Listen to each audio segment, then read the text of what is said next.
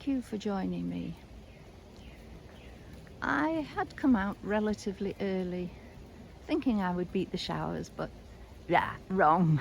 The showers have arrived, but it's only water, and I've got a waterproof on, so things are fine. And I've moved across the border into Staffordshire near a village called Harmer End, and it's a village that used to house miners working at the nearby pit and maybe the slightly larger mother pit.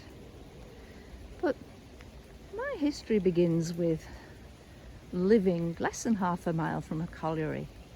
So being at this place,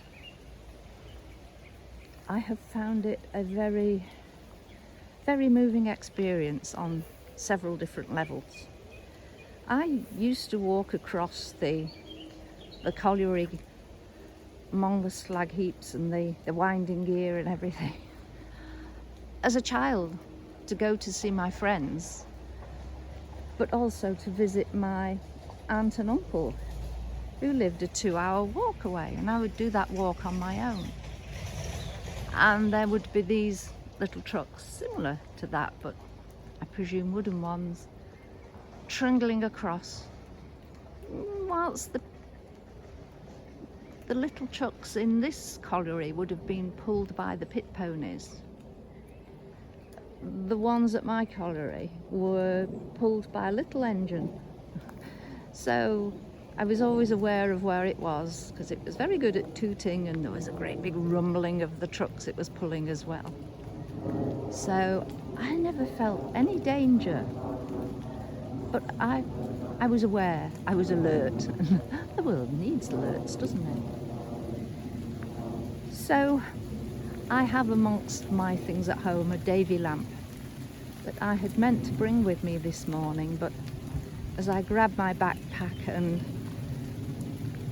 went out of the door, I forgot to pick up the Davy lamp, which I had put right next to the door. Hey ho. So why this particular spot?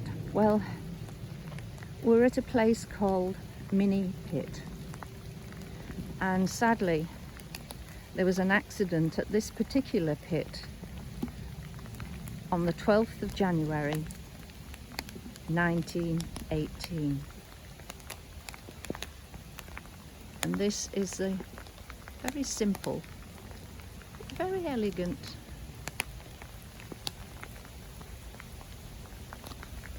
construction, can't think of the word, to the memory of all those who lost their lives in the fight to extract coal from this mine. Minnie Pit, Harmer End, 1890 to 1931. So this accident, there was an explosion, an underground explosion that killed 156 men and boys. In fact, 44 of those killed were under 16 years of age. And the eldest was in his 60s. And I presume that some would have felt sort of some form of relief to be kept on in the pits during World War I rather than being sent away from the trenches. And as coal was so essential to the war efforts, there were some who originally went to the war but were sent back to be miners. So as a result of gas in the mine, and it took a good while for this investigation to be completed, it was felt that a faulty safety lamp was the most likely cause. And it took 18 months until the last body was recovered. Can you imagine waiting? But I suppose with many disasters, this is the way. And here we have the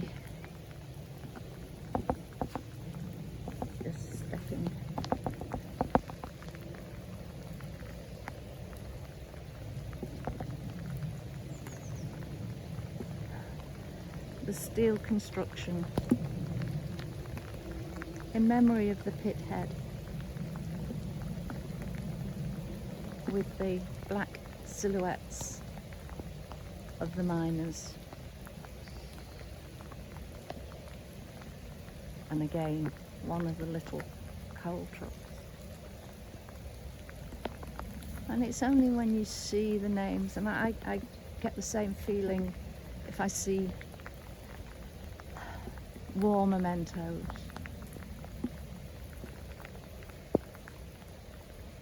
The number of names there, the number of relatives, friends, families affected. Yeah. But there was a 100-year anniversary, and I'm reading this from a BBC News article of the time. And a young man reported to Radio Stoke that, quote, "My brother, he was working close to me in the stables. If he'd have stopped where he was, he'd have been safe. But he knew I was round the corner, and he put his vest in his mouth and ran out to get to me. Afterwards, I was talking to a fella. It was 9 months after, but they were still getting the bodies out. They were bringing a coffin along the pit bank, and he says to me, 'You were a lucky chap, weren't you?' I said, 'I was the unluckiest man there.' He stared at me. 'Why?' he said. 'What do you mean?' In an explosion, it isn't them that are in that suffer. It's those that are out."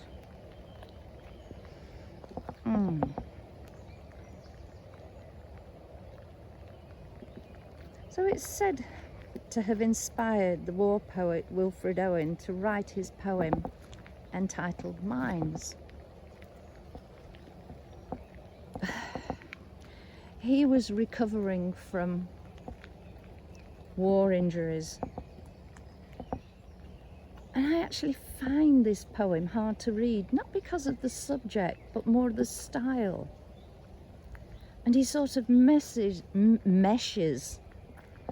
the tale in with his feelings of the war.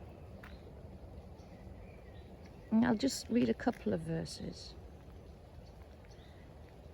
"There was a whispering in my hearth, a sigh of the coal, grown wistful of a former earth it might recall.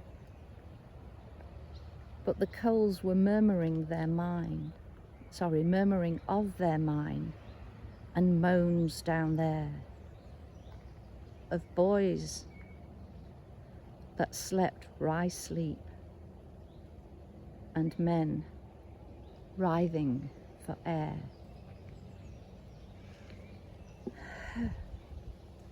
And this actually is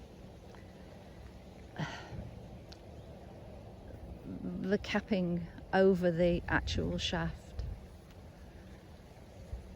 And I'm actually finding this hard. I don't know whether it's just me. Do you get these feelings? I do, in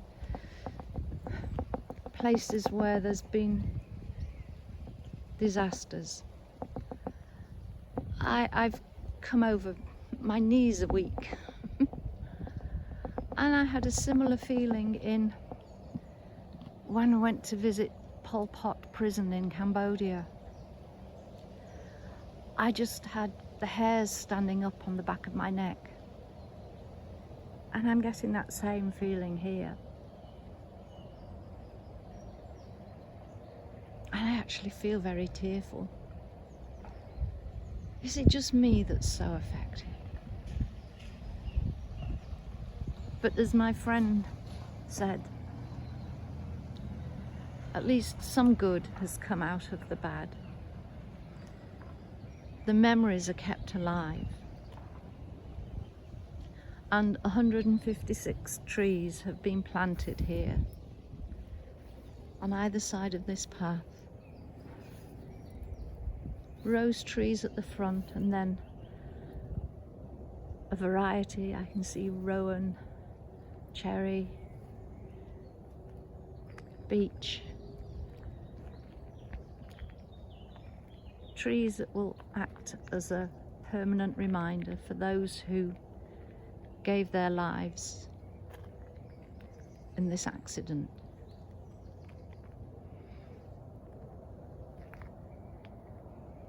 Those boys, those men who were down in the pit, and one man who was attempting to rescue them, he also lost his life.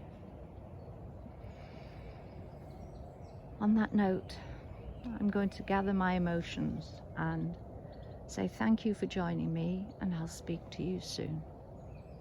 Bye for now. Bye.